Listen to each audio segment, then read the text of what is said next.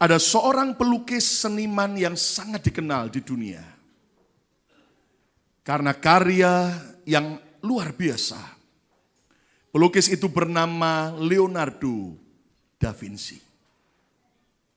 Leonardo da Vinci dikenal dengan begitu banyak lukisan, salah satunya adalah Mona Lisa. Tapi juga ada lukisan yang terkenal, yaitu The Last Supper, atau perjamuan malam terakhir.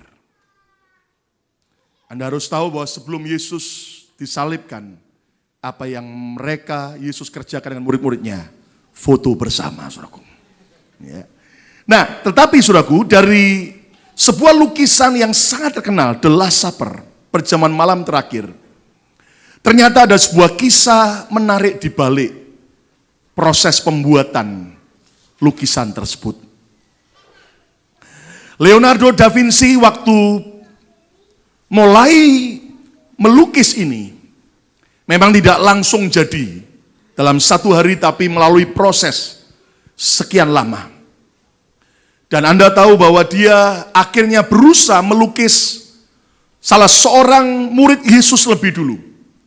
Murid yang terkenal, sangat kejam, bengis, bahkan seorang pengkhianat. Menurut saudara siapa kira-kira murid itu, saudaraku? Yudas Iskariot, tentu saudara tahu semua. Dan ketika dia mau melukis wajah Yudas Iskariot, rupanya Leonardo da Vinci hatinya lagi kesel, lagi bete, lagi penuh dengan kepahitan. Kenapa? Karena ada seorang temannya yang ternyata berbuat sesuatu yang membuat dia sakit hati.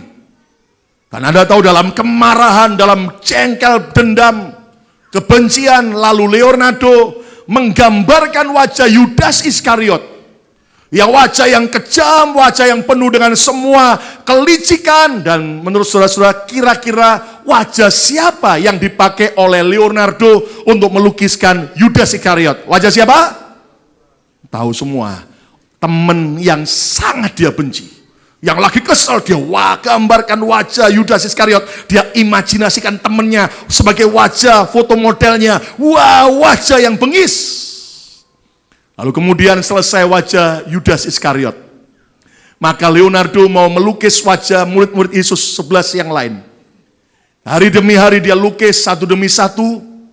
Sampai akhirnya Leonardo tiba pada sebuah keputusan untuk dia melukis wajah orang yang ke-13.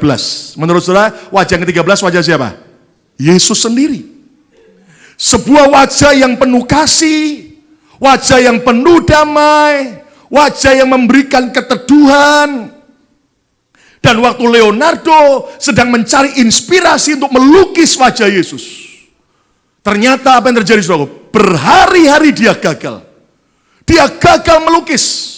Sampai akhirnya dia nangis satu saat. Dia nangis sama Tuhan, dia bilang, Tuhan, kenapa aku gak bisa melukiskan wajahmu yang penuh kasih, yang penuh damai, yang penuh dengan ketenangan, kenapa Tuhan?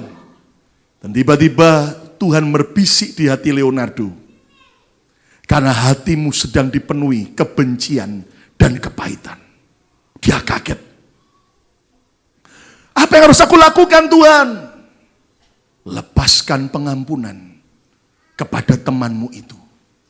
Dan hari itu dengan isakan tangis, Leonardo da Vinci dia lepaskan pengampunan. Dia ampuni orang yang menyakitkan itu, temannya itu. Dan setelah dia ampuni, Leonardo merasakan sebuah beban berat yang lepas. Dan kembali sukacita damai menguasai hidupnya. Bahkan sesuatu perasaan damai, sukacita yang belum pernah dia rasakan sebelumnya. Dan ketika hatinya penuh dengan damai dan sukacita, setelah dia bebas mengampuni musuhnya itu, sudah tahu, akhirnya Leonardo berhasil melukis wajah Yesus.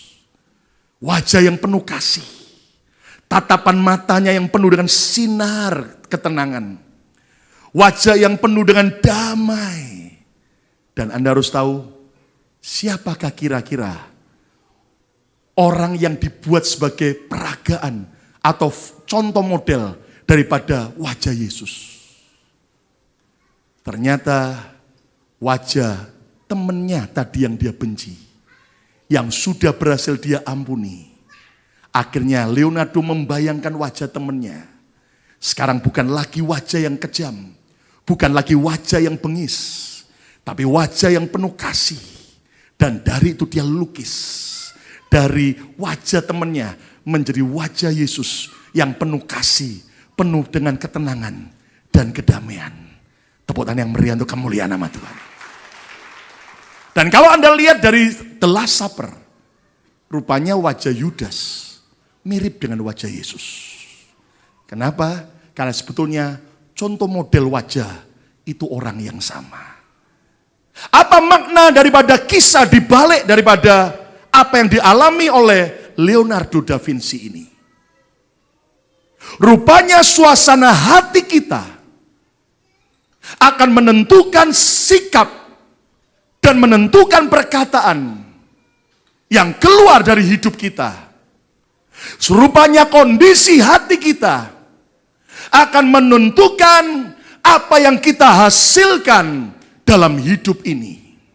So sekalian, rupanya Tuhan Yesus juga berkata dengan jelas. Coba kita belajar Markus pasal 7 ayat 21 sampai 23. Mari kita baca 3 ayat ini dengan suara yang keras. Mazmur pasal 7 ayat 21 sampai 23. Semua baca keras. 2, 3.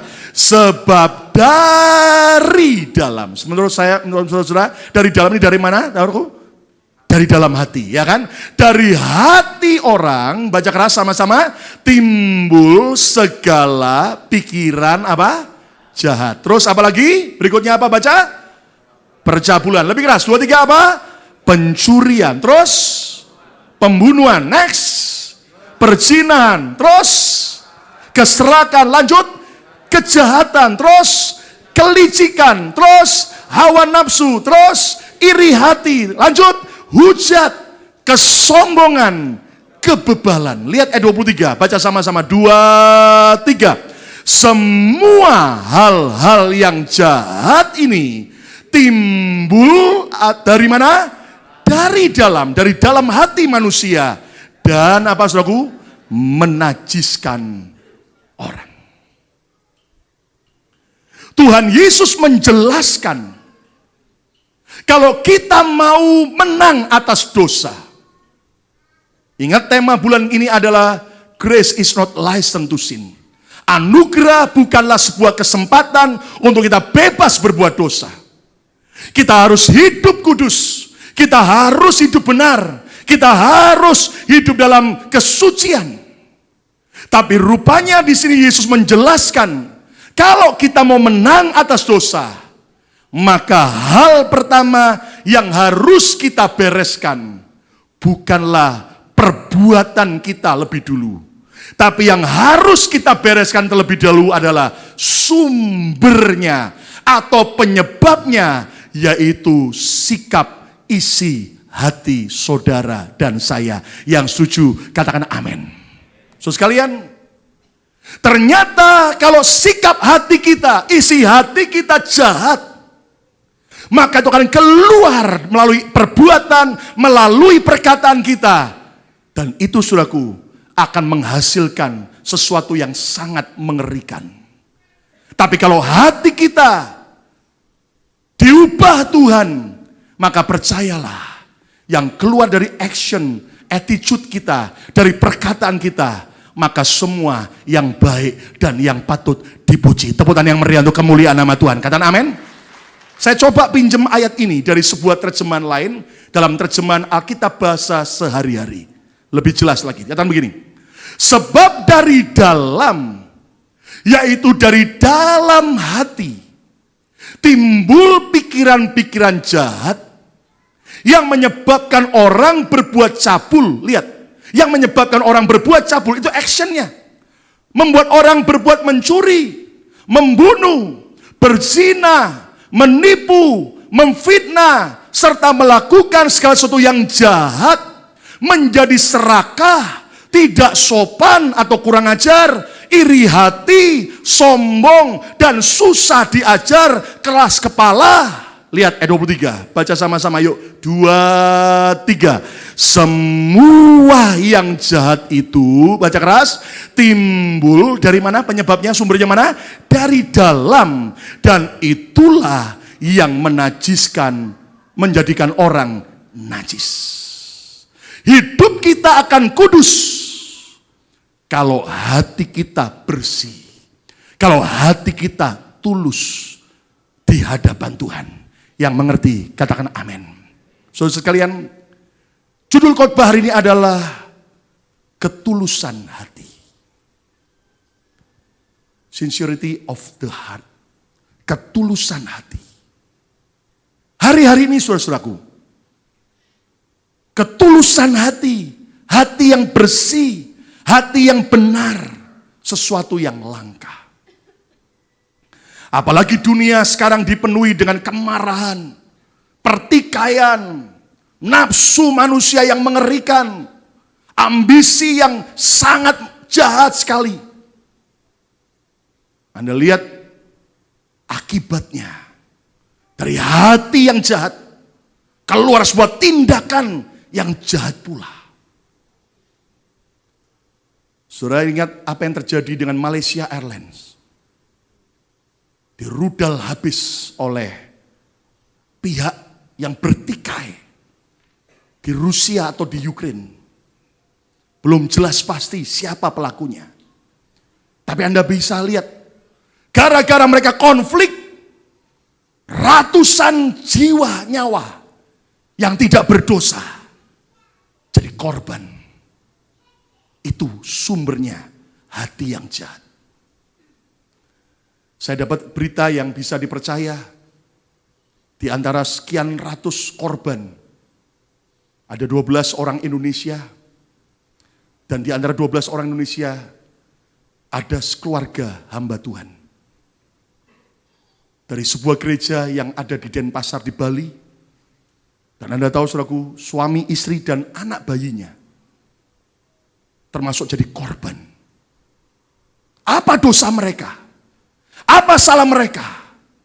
Tapi lihat, pelakunya mungkin sambil ketawa dan berkata, rasain. Gara-gara apa? Hati yang jahat.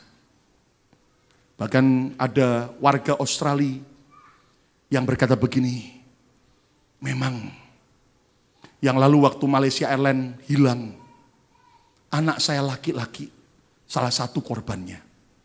Tidak jelas sampai hari ini. Dan ternyata kemarin Malaysia Airlines yang dihantam dengan rudal, cucunya ada juga di sana. Jadi anak dan cucunya jadi korban.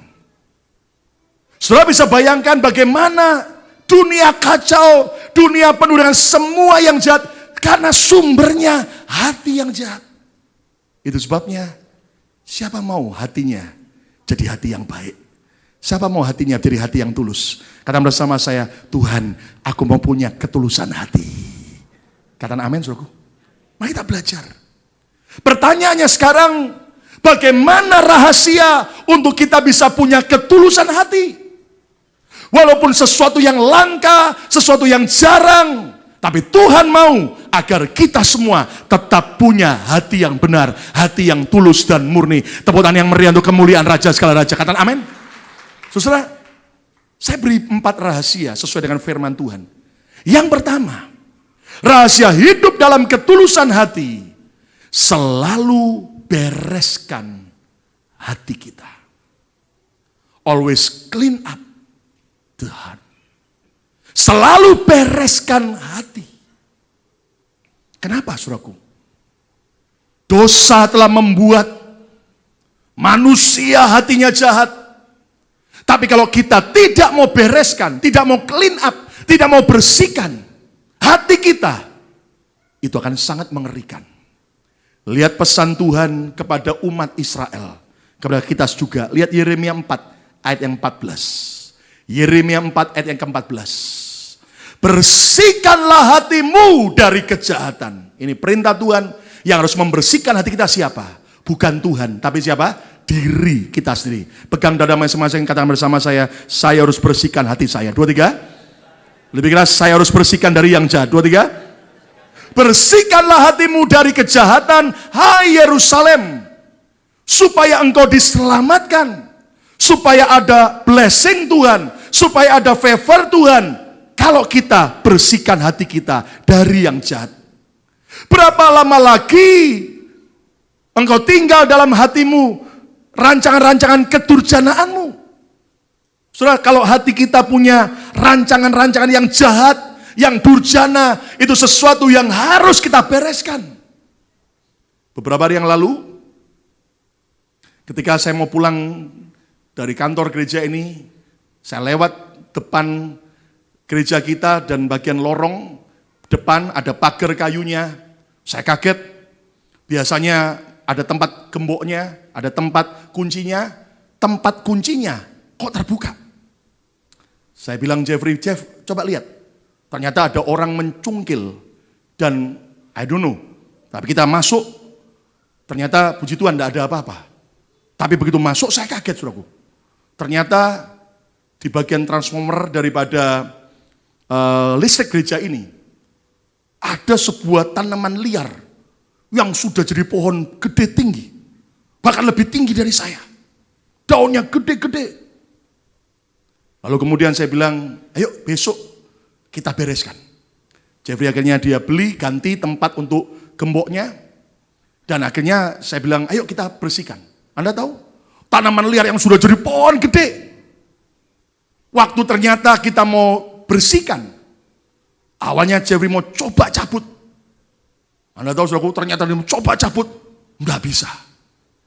Berakar kuat, sudah gede. Coba cabut, nggak bisa. Akhirnya dia ambil pisau. Dia coba dengan tenaga, sampai akhirnya bisa kepotong.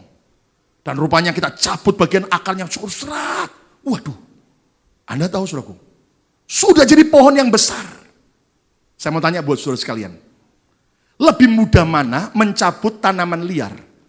Waktu masih kecil baru tumbuh, dicabut, atau sudah Anda biarkan sekian lama, sudah jadi pohon yang besar? Saya mau tanya, lebih mudah mana? Halo?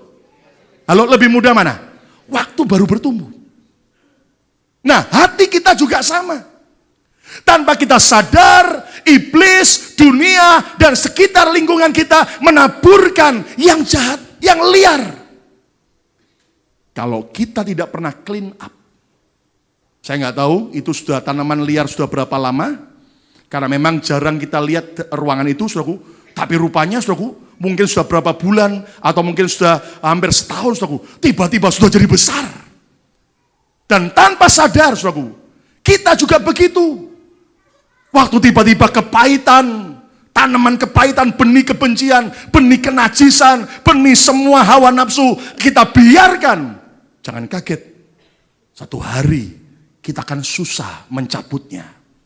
Tapi tetap Tuhan minta, ayo bereskan hati, cepat buang yang jahat dari hati kita, supaya hati kita tetap tulus di hadapan Tuhan. Tepuk tangan yang meriah untuk kemuliaan Raja segala Raja. Amin.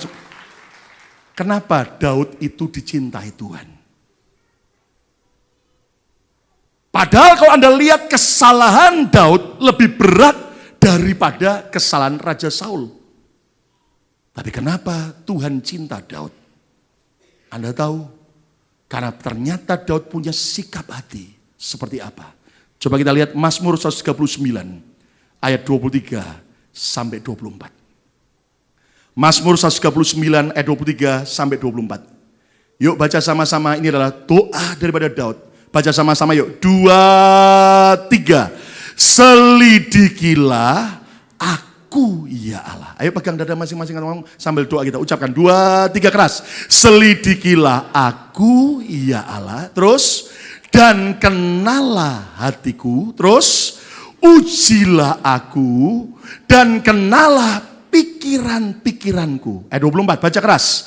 Lihatlah apakah jalanku serong. Lihat, jalan action kita ditentukan oleh hati kita, termasuk apakah hati kita serong. Terus, dan tuntunlah aku di jalan yang apa? Yang kekal, jalan yang lurus kembali. Otomatis hati kita harus dibersihkan. Yang mengerti katakan amin. Coba kita periksa. Saya dengan istri punya kebiasaan Setiap malam sebelum tidur, sebelum kami buat mesbah keluarga, kami selalu coba ngobrol. Dan mulai kalau ada apa yang hari itu nggak beres, segera harus dibereskan.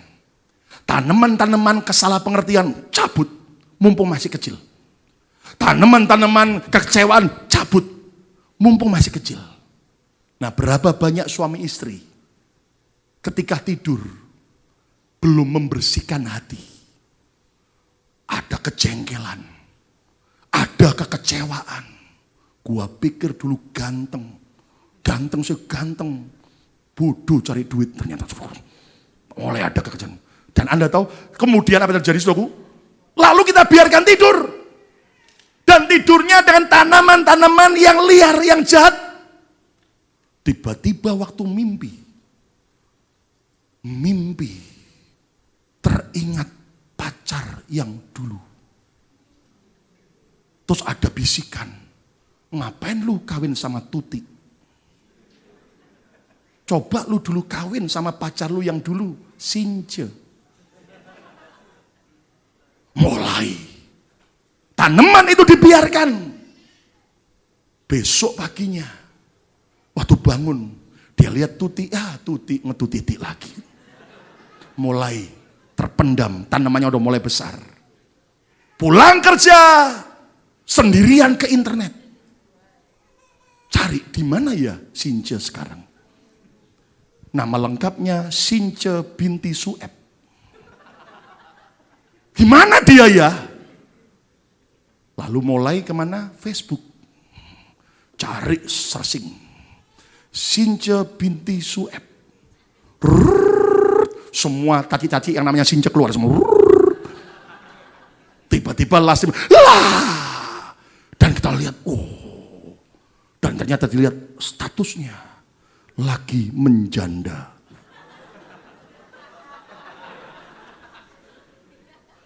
Mulai add as a friend,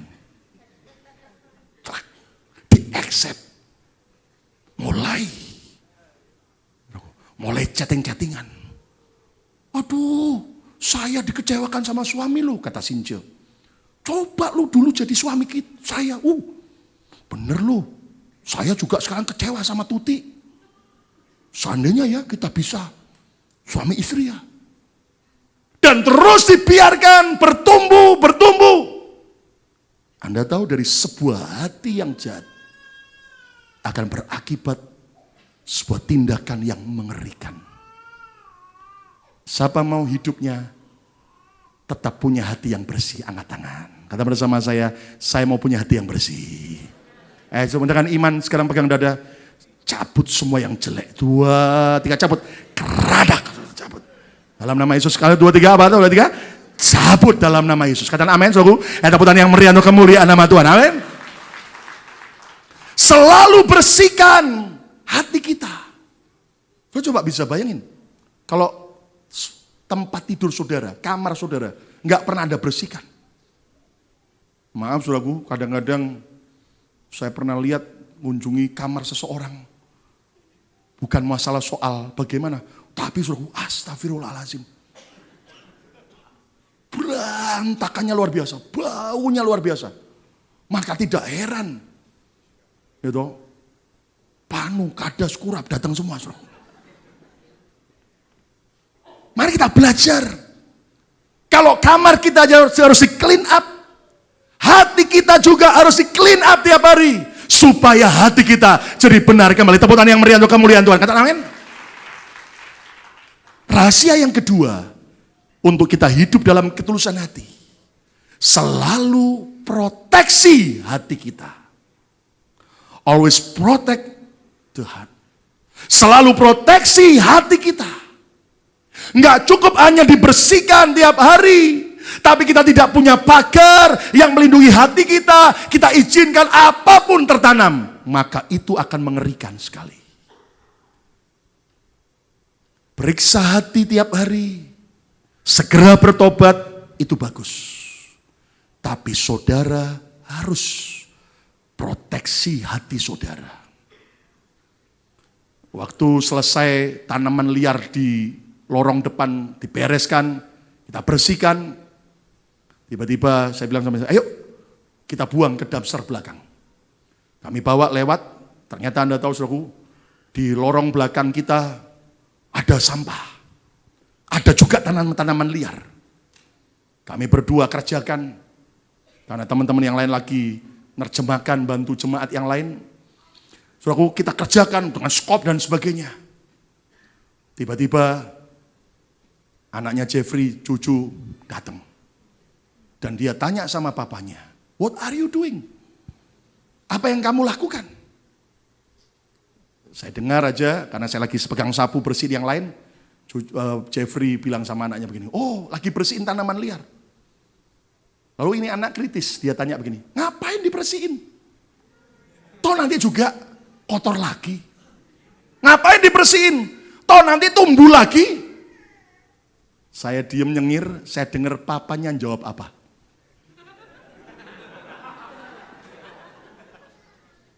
Untung papanya nggak bilang, ya habis ada pester ngajak ya saya nggak bisa nolak. Untung nggak bilang begitu saudara itu. Dia bilang begini, kalau ini dibiarkan, lama-lama jadi jungle, jadi hutan. Itu anak diem, terus saya nimbrung. Kamu mau punya gereja jadi hutan liar? Oh enggak. Nah kalau mau bersih gereja ini, maka harus dibersihkan. Tapi juga harus dijaga, supaya tidak tumbuh lagi. Lalu kemudian ada satu tanaman liar yang kecil, saya bilang dia, ayo cu, giliranmu ini yang kecil, kamu yang cabut. Dan ini anak dengan tulusnya dia cabut, celak. Saya bilang, ingat ya, kalau dibiarkan akan jadi hutan. Dan Anda tahu saudaraku, hal yang sama juga. Kalau kita tidak proteksi hati kita, itu akan mengerikan. Sebuah ayat yang terkenal berkata, dari seorang yang kaya raya, dari seorang yang sangat diberkati. Kalau Anda mau kaya, belajarlah dari orang kaya. Amin. Kalau Anda mau diberkati, belajar dari orang yang diberkati. Katakan amin. Dan orang kaya ini bilang apa? Amsal 4 ayat 23. Baca sama-sama. Yuk, 2, 3. Jagalah apa? Dompetmu. Amin. Halo, baca apa? Jagalah apa? Nama baikmu. Betul? Bukan. Apa? 2, 3. Jagalah hatimu dengan segala kewaspadaan. Terus, karena dari situlah, dari hati yang terjaga dengan baik, terpancar kehidupan. Kalau hati tidak terjaga dengan baik, yang mengalir apa? Yang mengalir kejahatan. Lihat, yang disuruh jaga hati Tuhan atau kita? Halo? Tuhan atau kita? Halo? Kita sendiri. Yang harus jaga hati, saudara sendiri atau pendeta? Lah kalau saya suruh jaga hati saudara kan repot saya saudaraku. Yang harus jaga siapa? Kita sendiri. Pegang dada masing-masing kata, saya harus jaga hati saya sendiri. 2, 3. Anda tahu? Ibarat gigi kita. Saudara, hati-hati di Amerika, jaga gigi dengan baik. Minimal gosok gigi 2 kali sehari. Coba lihat kanan kiri sebentar, tanya. Lu udah gosok gigi nggak tadi sebelum ke sini?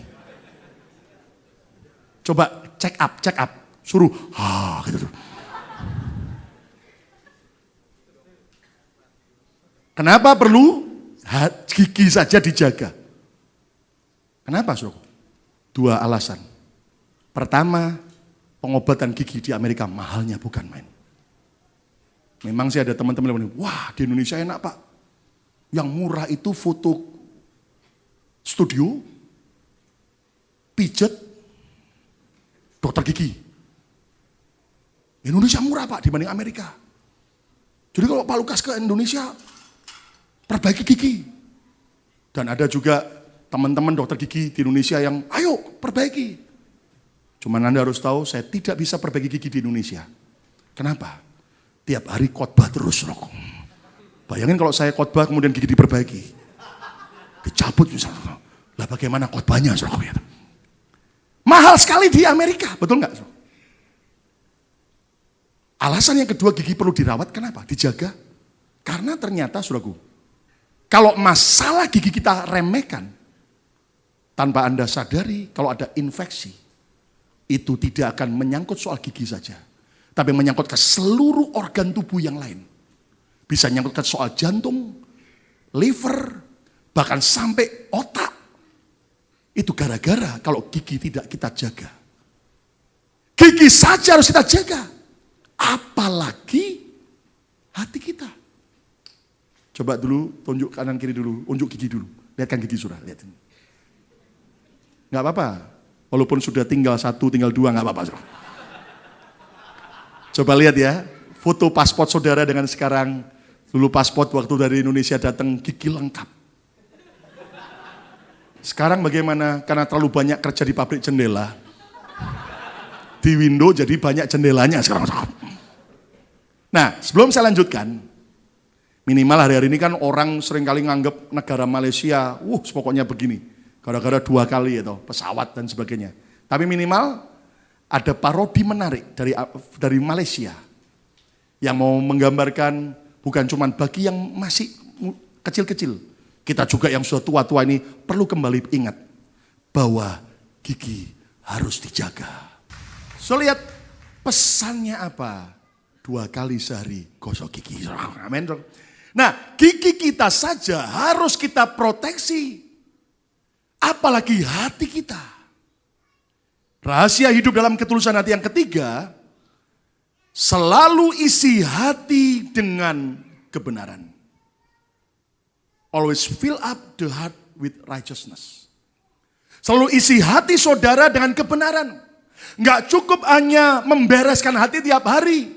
Nggak cukup hanya proteksi hatimu tiap hari.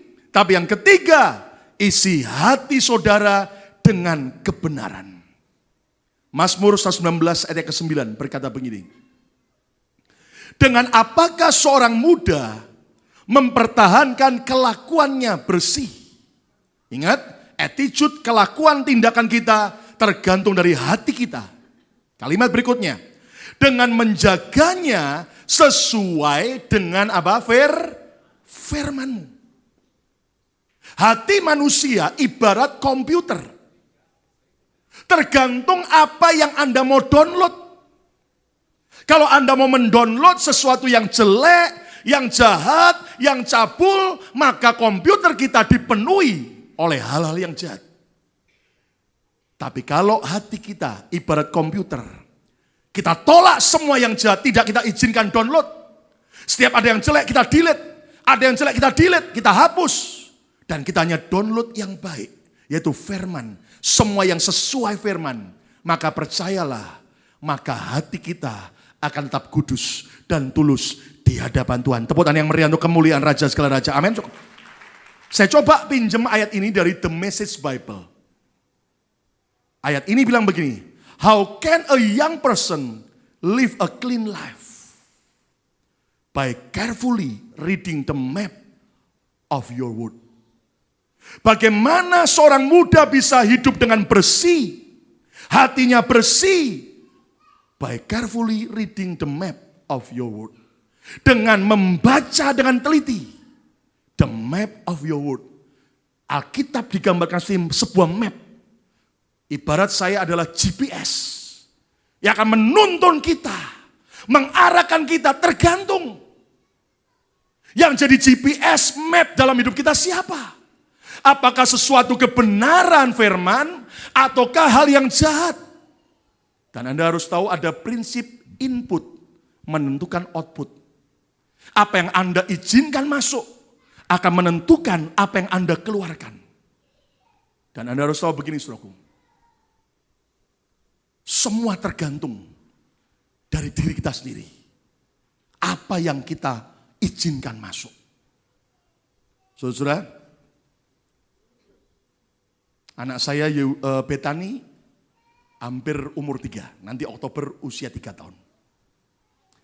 Saya dengan istri itu sepakat di rumah. Kami mewajibkan pakai ngobrol bahasa Indonesia. Kalau di luar, di sekolah, mungkin Inggris dan sebagainya. Jadi Yuda dan Betani kami ajar Indonesia. Dan Anda tahu saudara, orang tua akan salah kalau Anda bilang begini, di rumah belajar bahasa Inggris. Justru orang tua belajar bahasa Inggris dari anaknya. Percaya anakmu besar kepala. Dan satu hari dia akan melunjak. Karena engkau berpikir anakmu yang kau belajar. Justru saudara harus disiplin anak saudara di rumah ngomong Indonesia. Supaya apa? Supaya semakin banyak bahasa mengerti akan lebih baik. Itu keputusan kita. Nah, apa yang terjadi saudaraku? Jadi Betani ini saudaraku mulai ngomongnya Indonesianya saudaraku dari cedal sekarang betul-betul lancar. Dan rupanya enggak tahu kayak siapa. Banyak ngomong dan pintar ngomong. Awalnya makanan kesukaannya selalu dia bilang ayam lemes. Sampai akhirnya kita belajari bukan ayam lemes, ayam kremes. Akhirnya dia bilang ayam gemes. Akhirnya sekarang sudah bisa ayam kremes. Tapi Anda tahu ini anak cerdas, jadi tergantung siapa yang tanya. Kalau dia di rumah daripada inang pengasuhnya, dan ditanya sama inang pengasuhnya, "Baby, anaknya siapa?" Dia lihat kanan kiri, lalu dia jawab, "Anak Papito, anak Pepi." Tapi Anda tahu kalau di rumah saya tanya, istri saya tanya, "Baby anak siapa? Anak Papa Lukas, anak Mami Shelly." Tergantung siapa yang tanya, saudara. Nah kadang-kadang agak lucunya begini, saudara.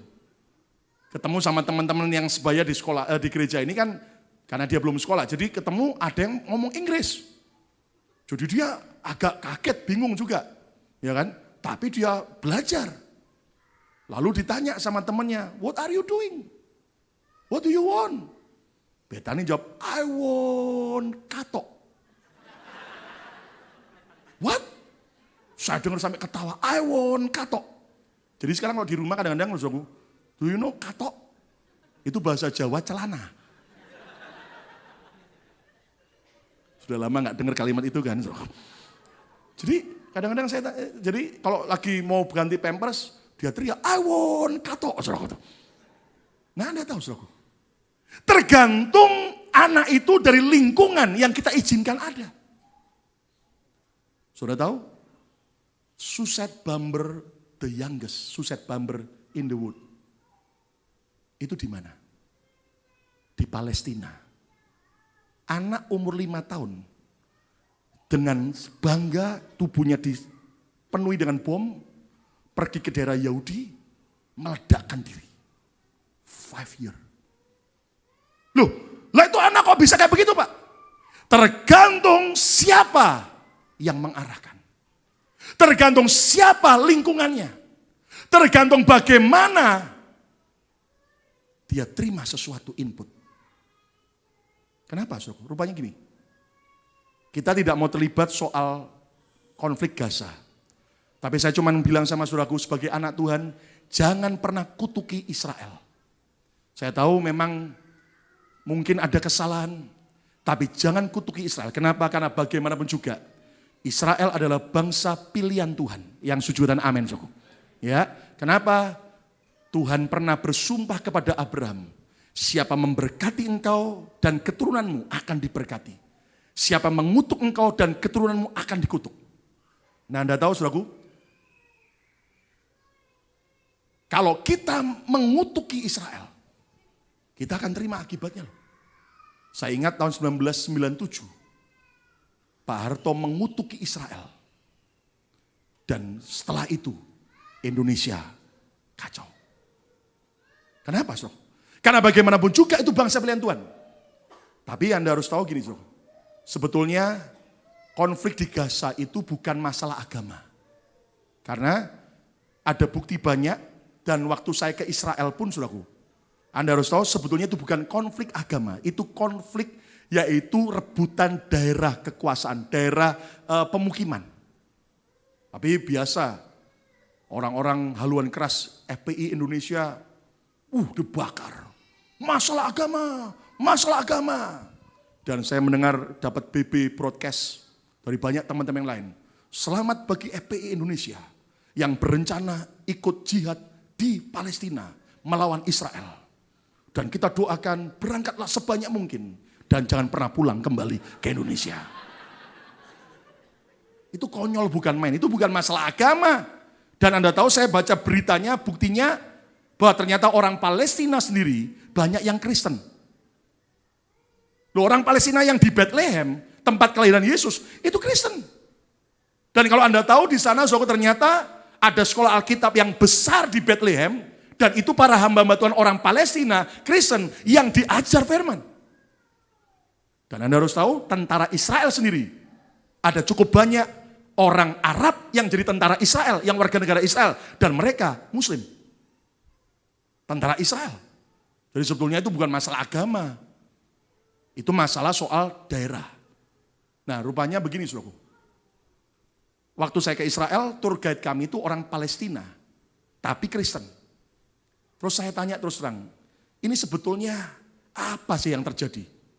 Dia bilang begini, Pastor, jujur ya, saya orang Palestina. Tapi saya bicara kebenaran. Kenapa? Memang yang buat gara-gara itu terus Hamas kok. Itu tiba-tiba dari daerah pemukiman mereka lempar rudal. Mereka kemudian ledakan nyerang Israel dari daerah pemukiman. Terus, diserang terus. Tapi media tidak meliput. Giliran Israel mulai membela diri dan defense. Dan mulai ledakan rudal. Langsung satu ledakan rudal aja. Karena Hamas sembunyi di daerah orang-orang pemukiman. Belum kena wanita dan anak-anak langsung diekspos.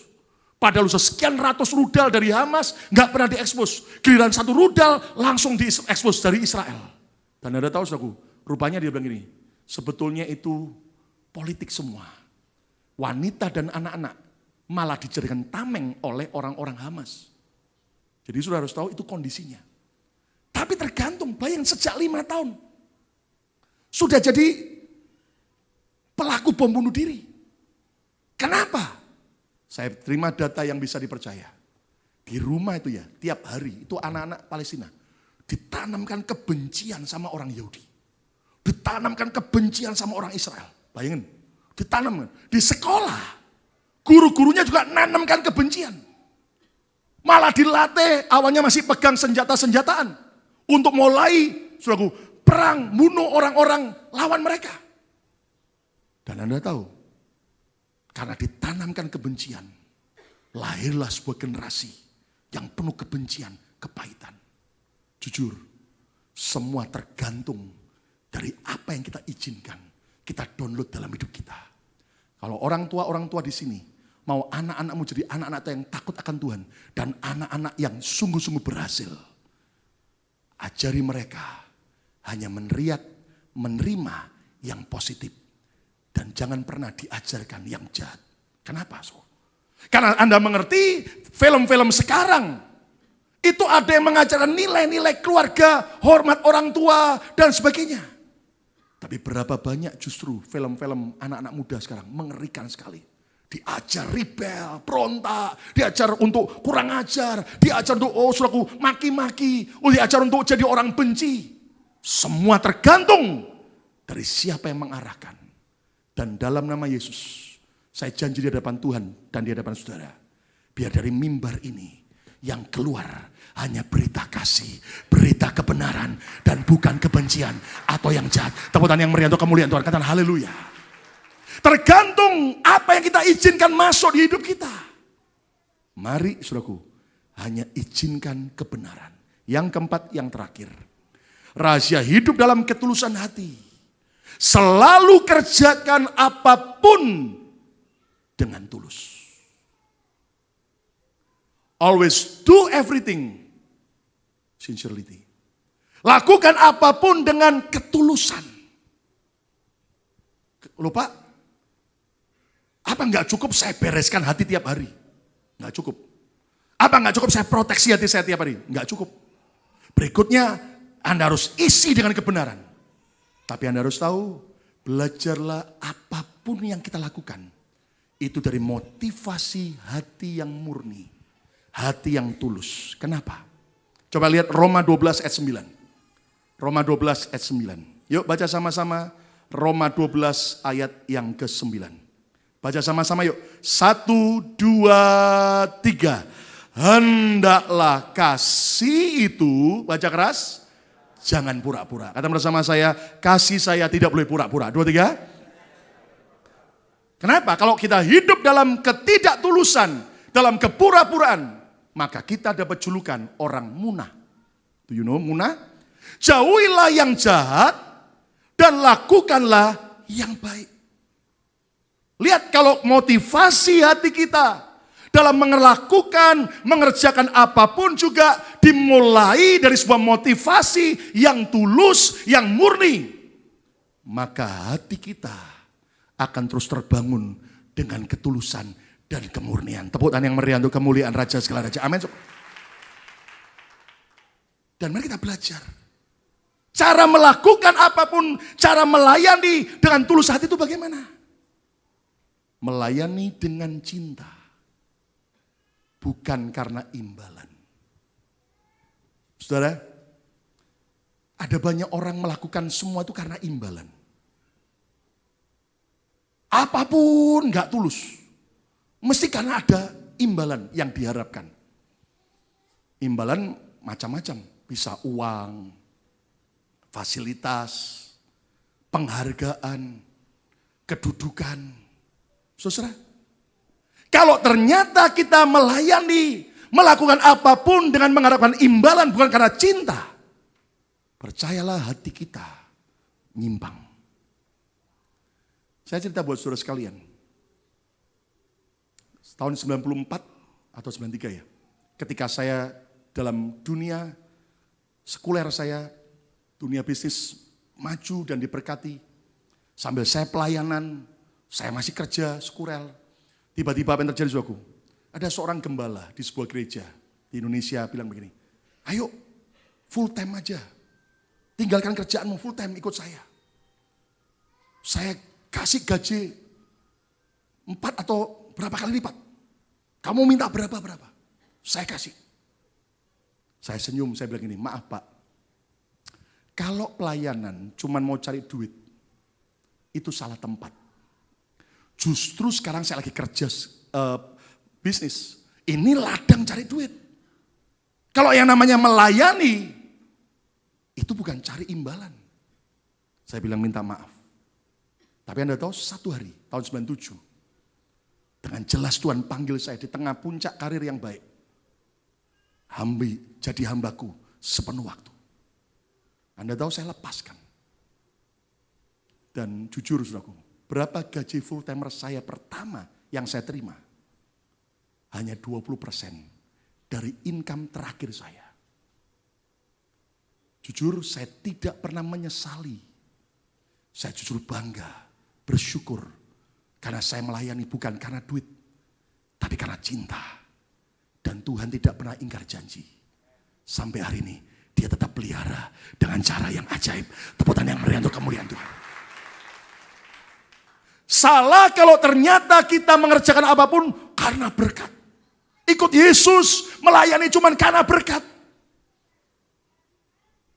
Yang harus kita kejar bukan berkat. Yesus yang kita kejar. Katakan amin. Nanti berkat itu cuma ngikuti. Saya dengan istri waktu mulai merintis gereja ini tahun 2002. Saya langsung full time. Dan 2 bulan kami tidak ambil gaji gereja ini. Hidup dari mana Pak? Ya sudah dari yang ada. Tapi saudara jujur. Ternyata kalau kita melayani karena cinta. Satu hari Tuhan yang akan menguji hati kita. Dan percayalah, dia Tuhan yang akan memberkati dengan cara yang ajaib demi ajaib. Tepuk tangan yang meriah untuk kemuliaan Tuhan. Amin. Melayani dengan pengabdian. Walaupun tidak menyenangkan. Orang kalau melayani cara pengabdian. Walaupun ada masa-masa yang tidak menyenangkan. Dia tidak akan goyah. Karena dia terus mengabdi kepada Tuhan. Yang berikutnya cara melayani dengan tulus hati adalah melayani dengan komitmen. Bukan sesuka hati.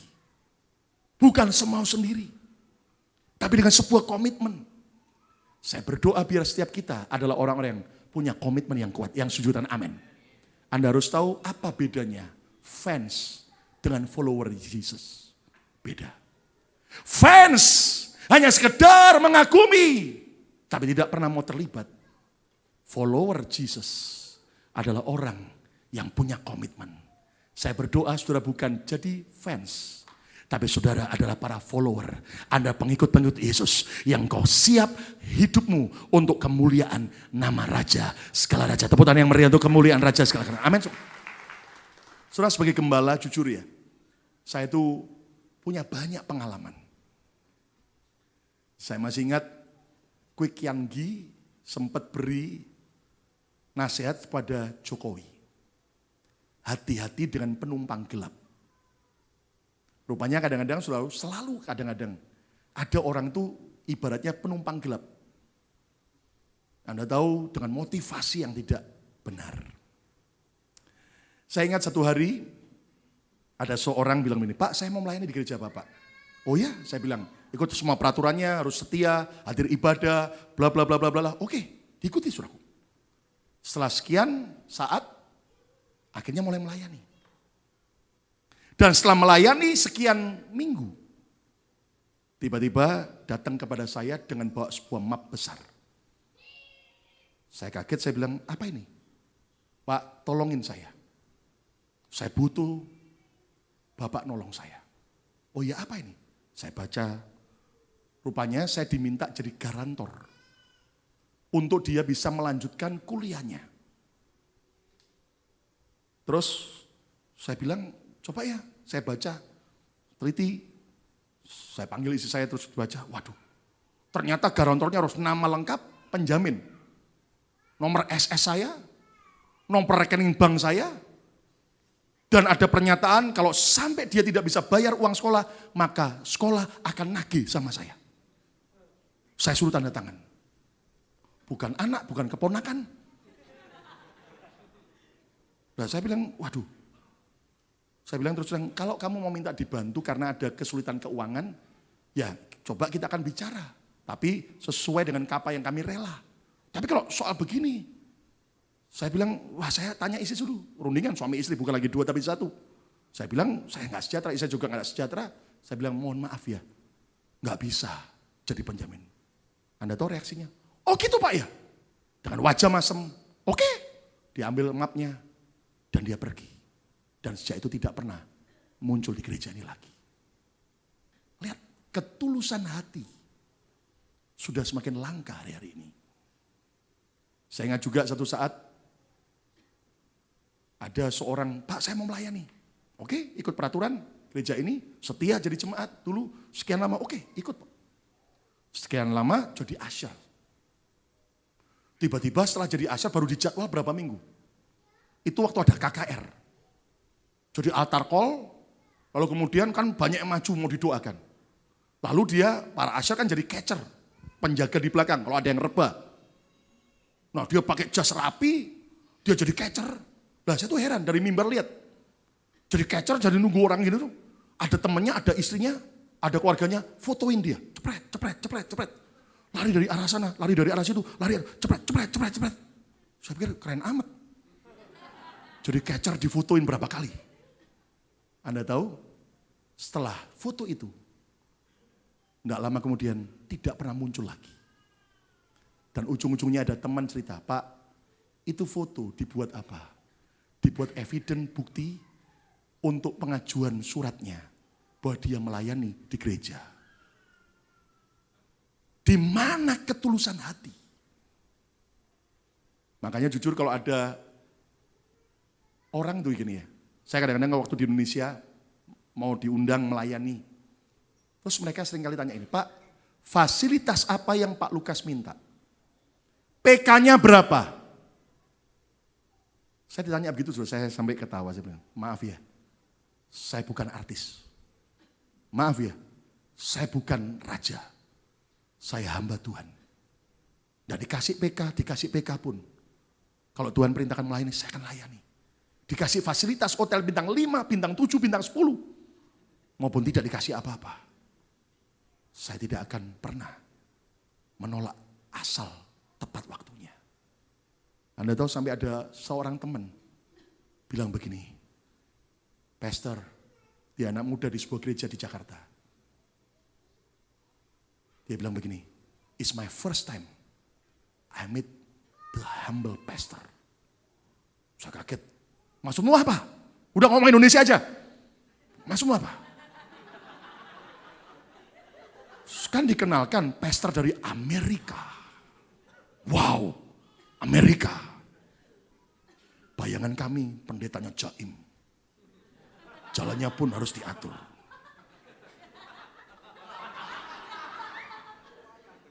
Senyum pun diatur.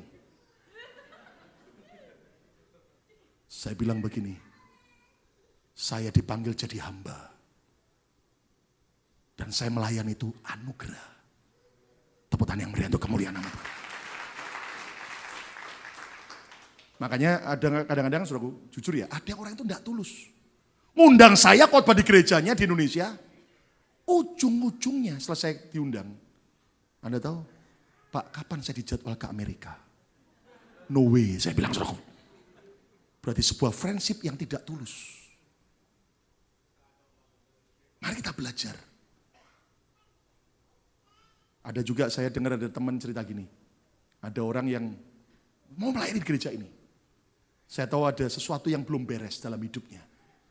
Dan saya bilang, oke, ikuti peraturan tapi saya minta bereskan dulu. Oh, saya sudah beres, Pak. Pertobatan itu harus ada buktinya. Tunjukkan sekian bulan. Kalau sudah terbukti baru nanti kita bicara. Saya nggak janjiin, saya bicara. Anda tahu? Nggak lama pindah gereja lain. Marah-marah sama teman-teman. Di gereja lain saya cuma ngasih persembahan sekian puluh dolar. Sudah gampang langsung jadi singer. Kenapa di Betani susah? Saya waktu didengar gitu, saya cuma senyum. Silakan. Whatever. Yang penting, mari jaga ketulusan hati. Supaya betul-betul hidup kita berkenan di hadapan Tuhan. Tepuk tangan yang meriah tanda haleluya. Selalu kerjakan apapun dengan tulus. Mari kita berdiri bersama-sama. Kesimpulannya apa? Sampai berdiri supaya segera berhenti, saudara. Mari kita baca ayat yang terakhir, ini ayat favorit saya. Sejak saya melayani bertobat, ini ayat yang saya pegang dalam hidup saya. Yuk baca sama-sama, Mazmur 73 ayat yang pertama, 2, 3.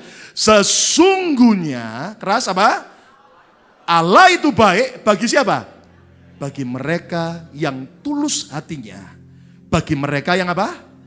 Bersih hatinya. Siapa mau Tuhan berbuat baik pada saudara? Siapa mau hidupnya dipenuhi dengan semua anugerah? Bilang kanan kiri, katakan, Tuhan berbuat baik bagi yang tulus hati. Amin. Bersih hatinya. Tuhan senang jika kita hidup dalam ketulusan hati. Dan rahasia hidup dalam ketulusan hati, selalu bereskan hati, selalu proteksi hati, selalu isi hati dengan kebenaran, selalu kerjakan apapun dengan tulus. Siapa mau terima berkat? Karena kita mau jaga ketulusan hati kita. Angkat tanganmu di hadapan Tuhan.